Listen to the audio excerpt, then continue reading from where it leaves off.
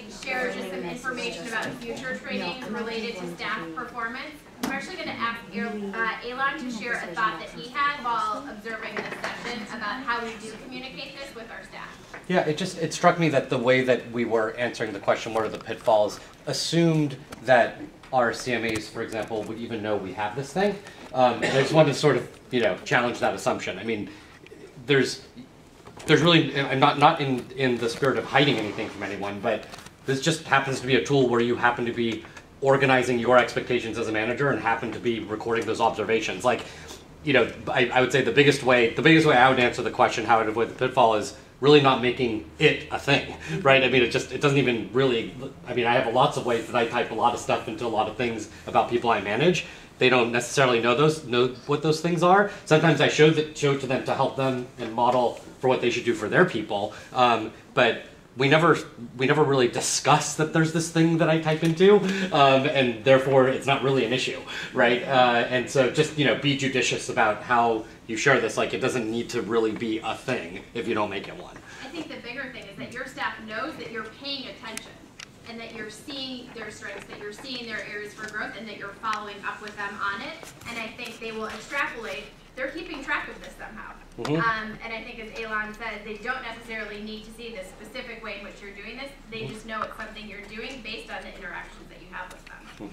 Andy, did you have your hand up? My only thought about that is that Institute can be like kind of like a very pressure cooker environment, and if I am with my core member advisors, like, let's take a look at the tracker that we're using together, and then people just want to compare back and forth, and they don't want to feel like it is a secret in terms of like some school directors are sharing and some are not sharing. Yeah, and the thing is, like, I mean, let me just say here now, like, this isn't like a compulsory thing that every single person has to use on every. I mean, it's a management tool, right? And so as such, like, it shouldn't even feel like I'm sort of trying to deflate the Teach for America is making me use this tracker with you to, like, it's totally not that. Just here's a useful tool to help you record information about your people. If you feel like sharing with them, share it. If you don't. Like, but more importantly, as Crystal's saying, have the conversations that show that you really care about these expectations and that you're pushing their development forward and you're seeing what they're successful at and what they need to improve.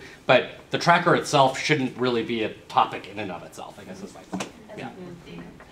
I guess I'm concerned about that in that, like, in Institute, I feel like it's really possible for there to be this thing that everybody's evaluated by, and there become like rumors about it or something like that, and then everybody just like gets freaked out.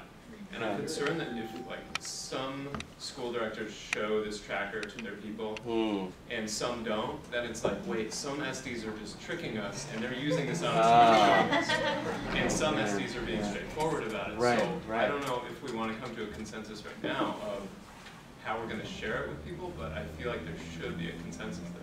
Maybe we should talk about that as individual tunes and take that as awful. That's a really good. I wasn't really thinking about it that way because that would really not be the spirit of it. So. I think that's something for SD managers to think about and to potentially put on a call and just put some more thinking behind implications of how we use this. Yeah, and we can talk about it broadly across institutes too. Yeah, that's a really good point. Okay, so just to preview a couple upcoming things for you. First of all, you will get the quote unquote final version of the tracker from our design team prior to all staff conference. So you can begin using it in your all staff conference preparation. I said final in quotes because, again, like, this is something for you to manipulate and use in the way that you would find most helpful. So final in terms of the last thing that you will get from us with respect to this tool. And then I also just wanted to share the places where there will be additional training around staff performance. So at all staff conference, as I said, the very beginning of my time with you this afternoon, that benefits and responsibilities session will be shared with all staff.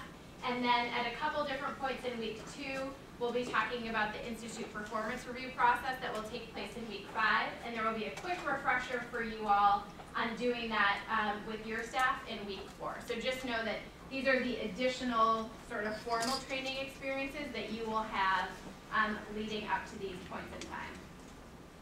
So lastly, if you have additional questions regarding benefits and responsibilities of being a staff member, the fair warning policy, please reach out to either Tiffany or myself, or also feel free to go to your direct manager if it's not us.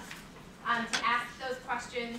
Use your question bags, and we also wanted to share with you as well the contact people for our human assets team who worked on a lot of these policies, and for Sarah Kirby-Tapera, who's the Vice President of Institutes for Chicago and Phoenix, and they would certainly welcome your thoughts and asked us to share this with you, so know that those are other people you can go to.